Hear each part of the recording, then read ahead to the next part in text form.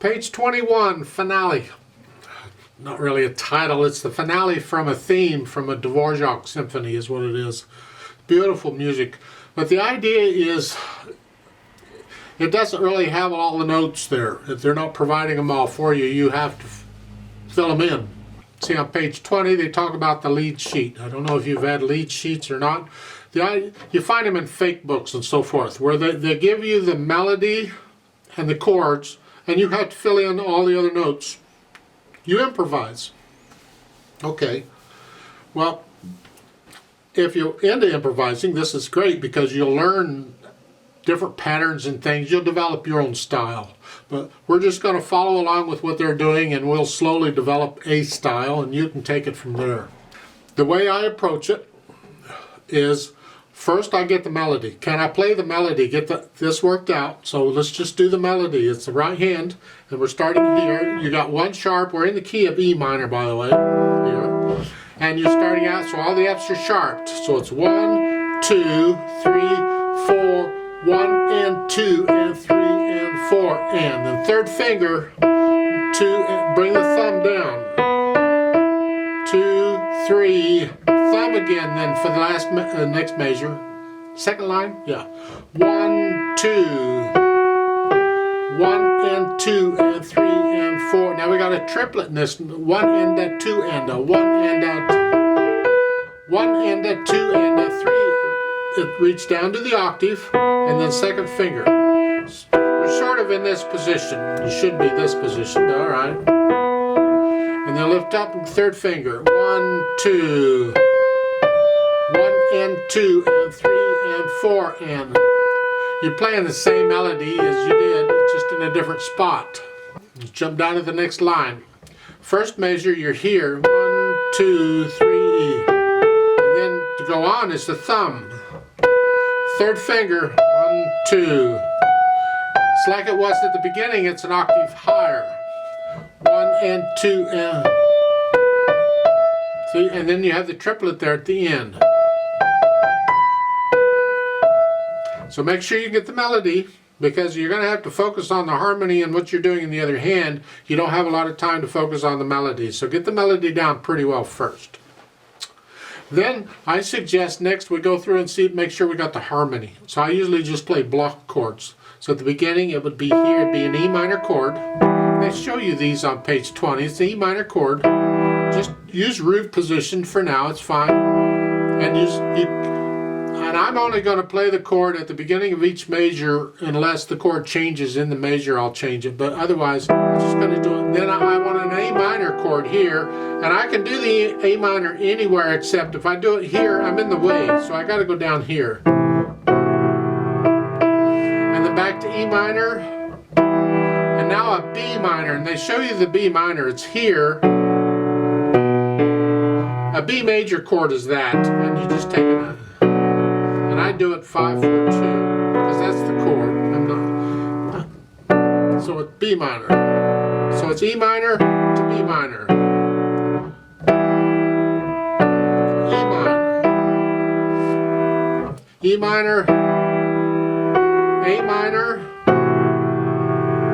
E minor. Now, it's a B major chord. You see, it's got the B, but it doesn't have the little M. That stands for major, and the difference is the middle note. It's here. It's actually easier to play. So it's E minor, then E minor, and then back to B major again, then A minor, B major, B major, A minor, B major. Now here it's a B, A, B. They're changing it as you hold that down, and they give you the notes there. But A major. See, it's not A minor. It doesn't have the little M after it. It's an A major chord. So it's here. A minor's here. A major's here. So it's there. B major, A minor now. B major, E minor, A minor, B major, C. You know what a C chord is, I hope. D minor, A minor, it's like what it was at the beginning, E minor, B minor, E minor, D major. Now hopefully you know what a D major chord is. It's here. So it's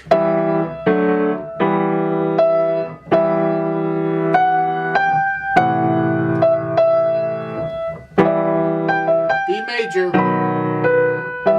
So just practice these chords and make sure you've got all the different chords that you need throughout the piece. Make sure you got them covered. Then they show you broken chord style. Well, there's all kinds of broken chord patterns. It's up to you and your imagination what it is. We'll just stick with what they're doing in the book for now. And what they're doing is they're playing the bottom note of the chord and then the other notes of the chord for the rest of the beats. And then when it's only 2 beats long, you just get one. So then you try that out and see what it sounds like.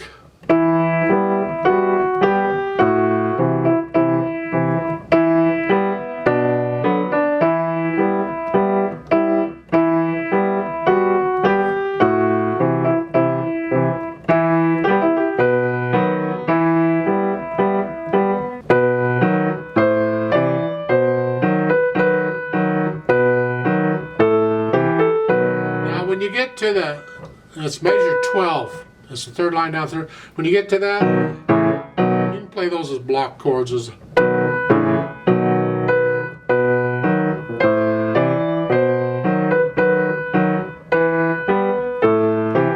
again, the next measure 16, just block chords.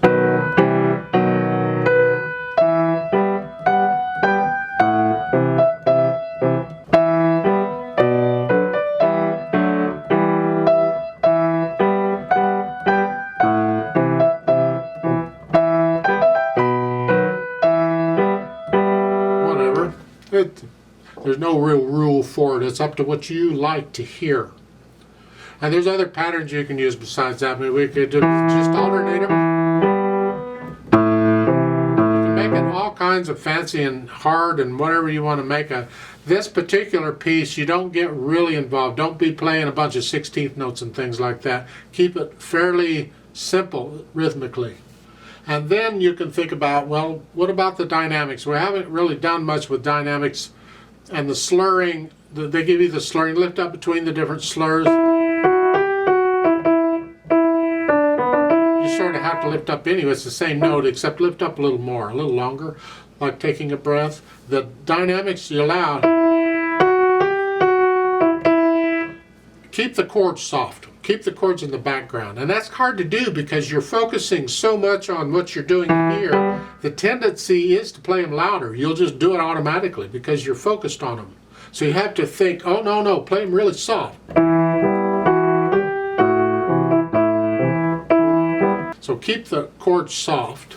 Speed-wise, this is not a fast piece. 1, 2, 3. 1 and 2. I think about that speed is fine.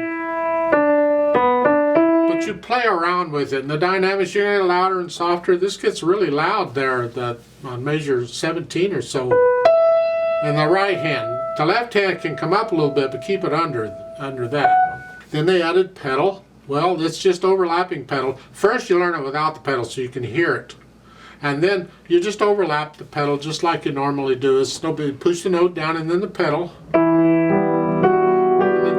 Each time you change the pedal, you push the notes down first and then change the pedal. So the pedal overlaps.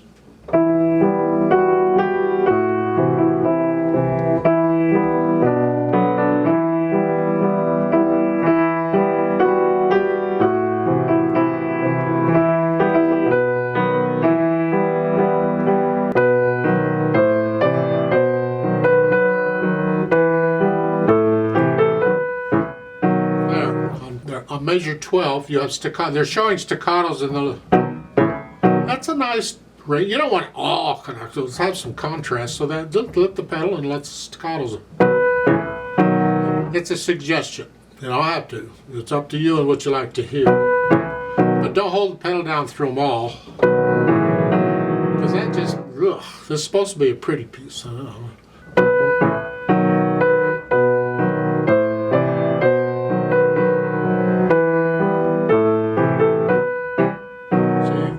do that each time.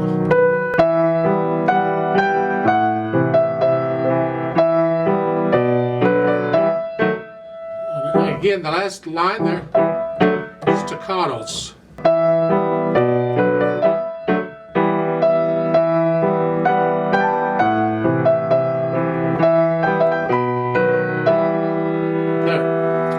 Impression of the piece, and as I would continue to play it, I would experiment with different patterns in the left hand and different rhythms. You don't have to keep playing quarter notes and so forth. You can try different rhythms. Don't get too fancy with the rhythms. This piece isn't the kind of piece for fancy rhythms. Keep it fairly straightforward. It's more like, it sounds to me more like a march, where they're marching forward, but that's my impression of it. I'm now going to do a play with me because it's a lead sheet. It's up to you on how you want to play the left hand. Just follow the chords. Now, don't follow me, don't copy me, I should say, but you do your thing and have fun with it, experiment. It's good exercise because it helps to reinforce these chords. You get used to seeing these chords and playing these chords, and that will help you in playing other music. When you're reading them, you'll recognize the chord, and it makes it a little easier to play the music if you already know what the chord is.